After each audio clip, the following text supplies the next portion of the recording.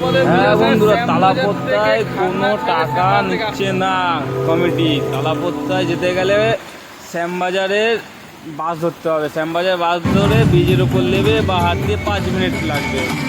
বাস ছিল বলে চলে গেলাম। কত লোক দাঁড়া দেখুন, চতুর্থীতে এত ভিড় বলার কল্পনা নেই। অসাধারণ প্যান্ডেল করেছে বন্ধুরা, ইউনিক প্যান্ডেল, লোহার প্যান্ডেল করেছে। দেখতে গেলে খুবই ভালো লাগবে। পাস থাকলে তো খুবই তাড়াতাড়ি হয়ে যাবে, না হলে প্রচণ্ড ভিড়।